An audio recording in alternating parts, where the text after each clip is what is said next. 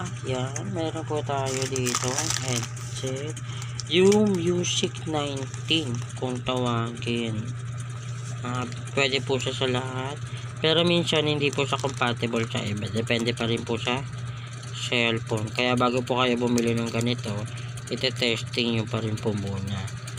Kaya may mga cellphone po na akala po hindi gumagana, pero pag tinry po sa iba, gumagana naman po pala. Ayan. Maraming iba't ibang klaseng kulay. Mayroong blue, may pink, black.